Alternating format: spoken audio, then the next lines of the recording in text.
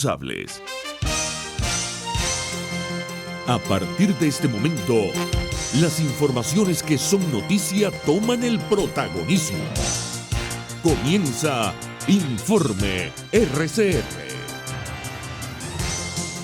Muy buenos días, bienvenidos a este Informe RCR de hoy, 20 de mayo de 2021. Como siempre, estamos trabajando a nombre de Jaime Nestares en la dirección general de la estación, de Wilitza Arcaya en la gerencia de producción, Marilia García está en la coordinación de redacción, en la dirección técnica Génesis Rodríguez y en la dirección técnica César Arteaga. Les saluda Argenis Barreto. Comenzamos este compacto informativo destacando que el presidente interino Juan Guaidó manifestó que la soberanía de Venezuela está expuesta y vulnerada debido a la negligencia y complicidad del régimen de Nicolás Maduro, a quien señaló en reiteradas ocasiones de poner en riesgo al país por sus relaciones con grupos de la guerrilla de las FARC. Guaidó hizo estas declaraciones horas después de que una de las disidencias de las FARC confirmara la muerte de Seusis Pausias Hernández Solarte, alias Jesús Santrich, uno de sus jefes en hechos supuestamente ocurridos en el lado venezolano de la serranía de Perijá, un hecho que ni el gobierno colombiano ni el venezolano han reafirmado. Algo que es evidente.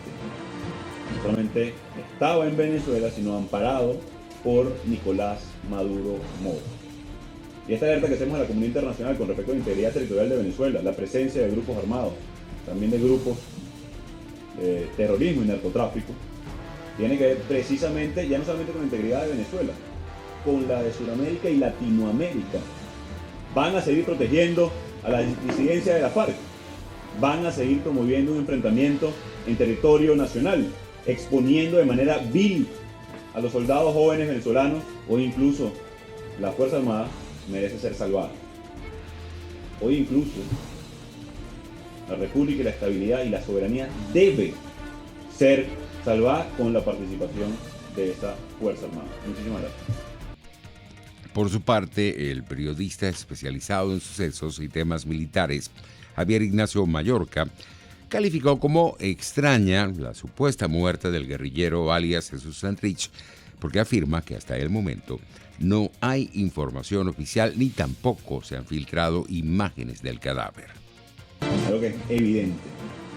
No solamente estaba en Venezuela, hasta esta hora no tenemos ni una minuta más o menos creíble, no hay un documento oficial de esos que corren por vías oficiosas en Venezuela y tampoco hay una foto, cosa bastante extraña, porque mira, en Venezuela ahorita, a pesar de que los problemas con la vocería oficial son terribles, y el acceso a la información por fuente oficial, bueno, está absolutamente truncado.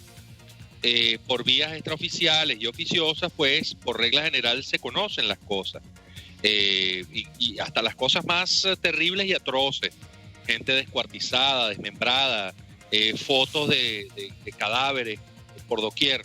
Sin embargo, en este caso, María Alejandra, todavía no se ha filtrado ni una imagen lejana, borrosa de los cadáveres que arrojó esta supuesta operación, que ya la prensa colombiana le puso nombre, Ares, y entre los cuales figuraría Santrich.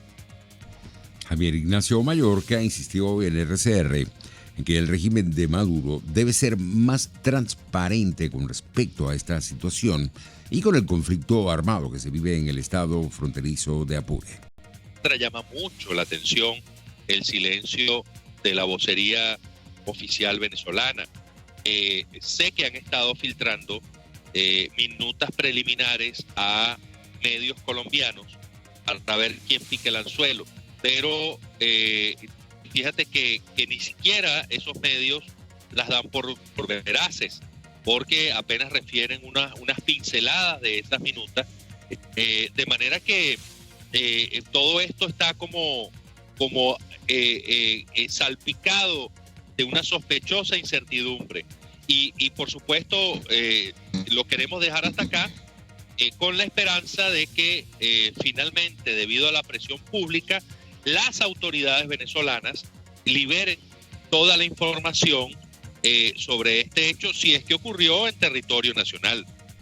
Entre tanto, el ex embajador de Venezuela, Milos Alcalay, en declaraciones dadas este jueves en RCR, señaló que a pesar de que aún no se tenga muy clara la muerte de Santrich, esta supuesta baja del guerrillero confirma que efectivamente existe presencia de guerrilla colombiana en territorio venezolano. El hecho de que Jesús Santrich haya muerto en Venezuela demuestra efectivamente que lo que siempre habían anunciado, que se encontraba este guerrillero en el territorio. La otra interrogante es Iván Márquez. ¿Dónde está Iván Márquez? Hay muchos rumores, muchas noticias contradictorias y hay un silencio. Al igual que fue silenciado totalmente los hechos de Apure, en donde no solamente murieron varias víctimas de militares venezolanos, sino que hay 8 secuestrados. Silencio. Entonces, bueno, ese silencio va generando una serie de dudas sobre la posición de las Fuerzas Armadas Nacionales Bolivarianas y sobre el gobierno, en donde tendrían que dar una posición sobre tantas situaciones que se están viviendo. Lo cierto es, en relación a Venezuela, en esta situación porosa, vemos cómo hay una pugna entre sectores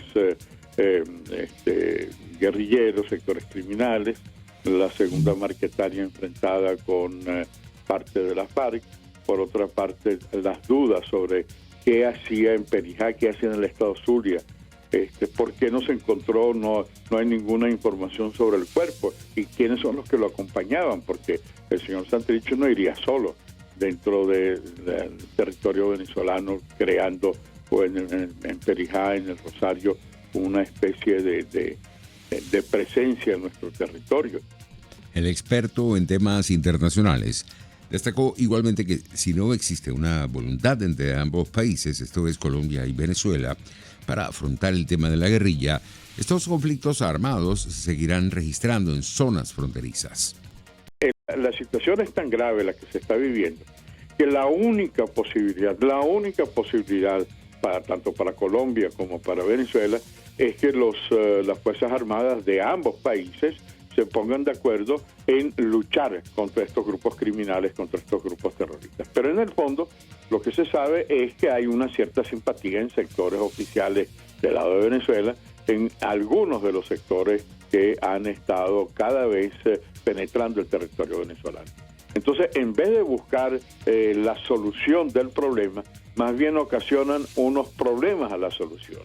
Y evidentemente lo que plantea el expresidente español es cierto. ¿Cómo controlar una frontera porosa en donde no solamente las guerrillas, no solamente el narcotráfico, no solamente los grupos criminales pululan de un lado a otro?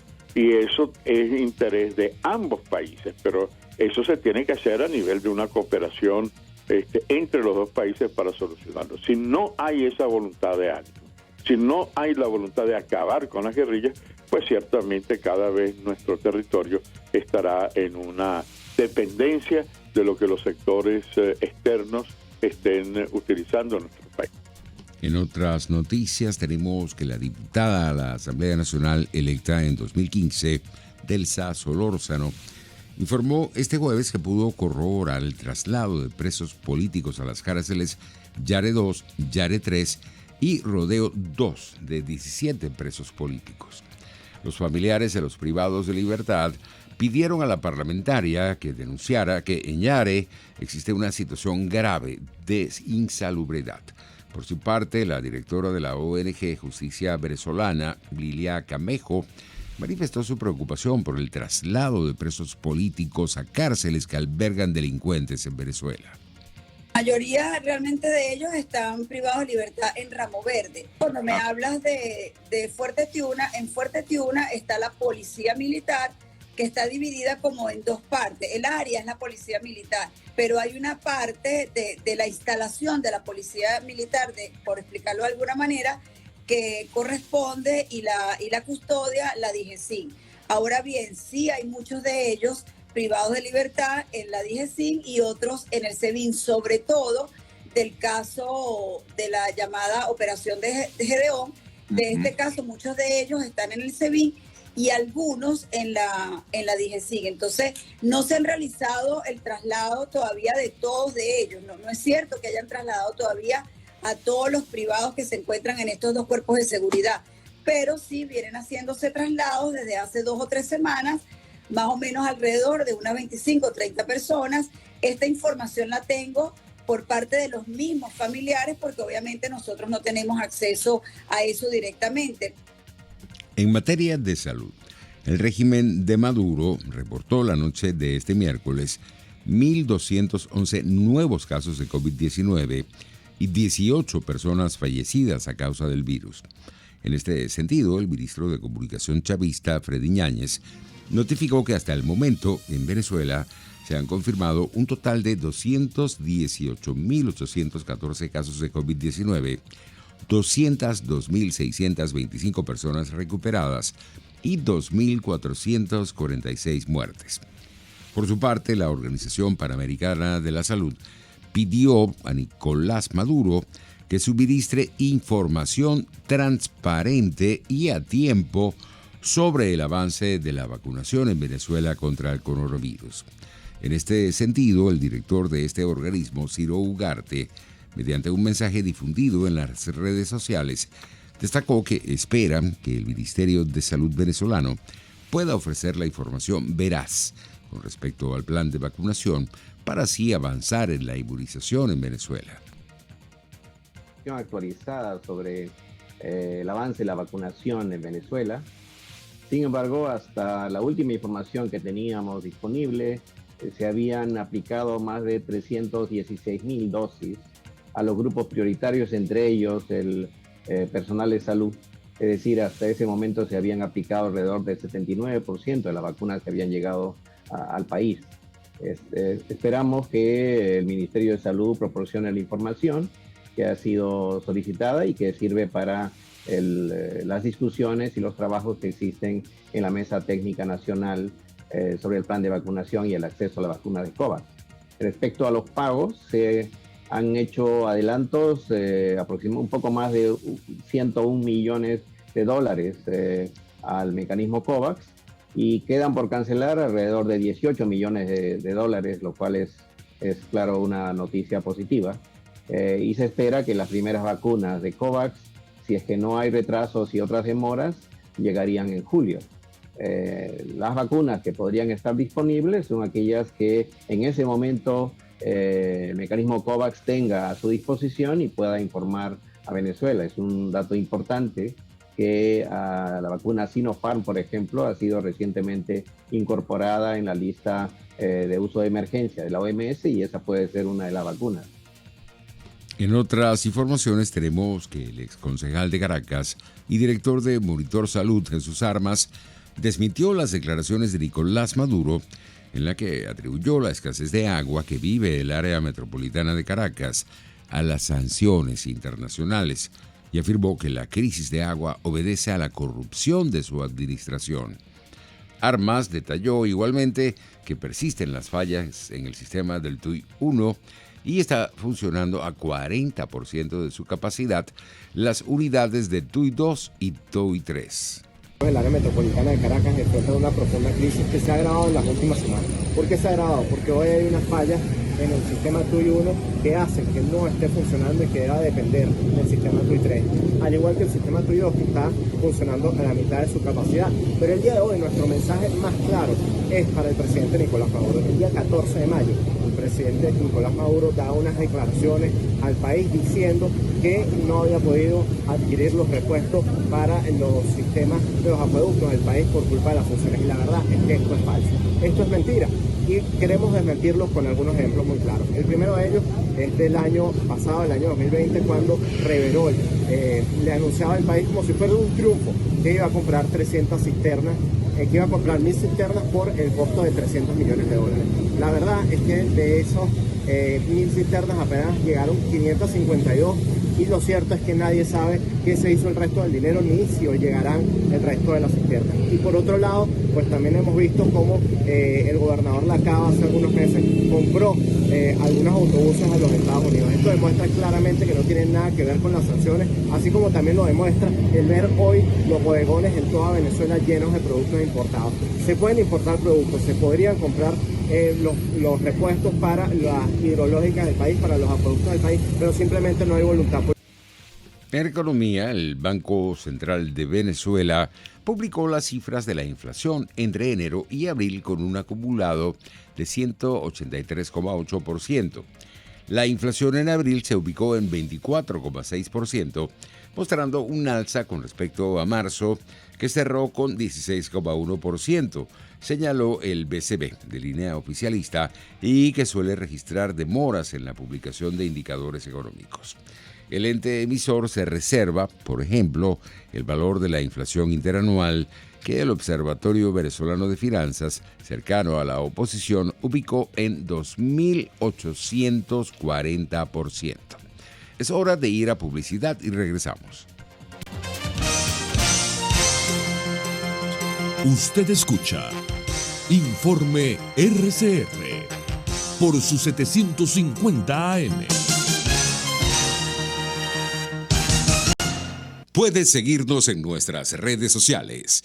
En Twitter, @RCR750, la radio que se ve.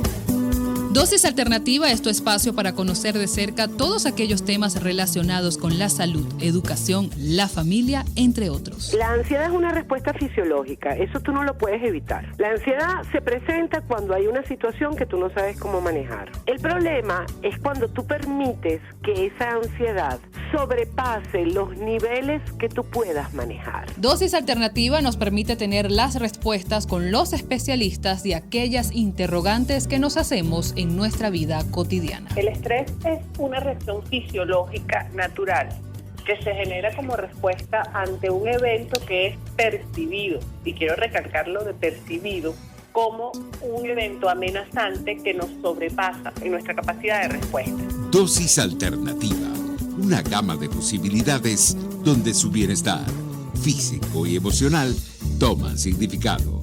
Con Marilia García, de lunes a viernes a las 9:30 de la mañana, solo por RCR 750, la radio que se ve.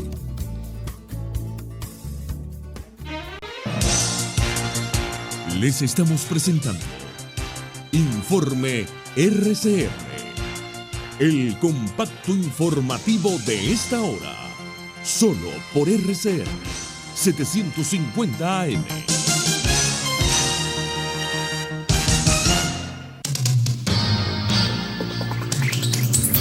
En materia internacional tenemos que Luis Ignacio Lula da Silva, presidente de Brasil entre 2003 y 2010, aseguró que no dudará en presentarse a las elecciones presidenciales de 2022 si es el favorito para ganarlas y si tiene salud, en una entrevista que publica esta semana la revista francesa Paris Match. Este anuncio del líder progresista en un adelanto de Paris Match, divulgado este miércoles, antes de que la revista llegue el jueves a los kioscos, coincide con el bajo momento de popularidad del actual presidente Jair Bolsonaro. En otras notas internacionales, el Fondo de Naciones Unidas para la Infancia, UNICEF, pidió el acceso humanitario inmediato a la Franja de Gaza para atender a los damnificados por la campaña de bombardeos de Israel contra el enclave, entre ellos cerca de 250,000 niños que necesitan servicios de salud mental y protección.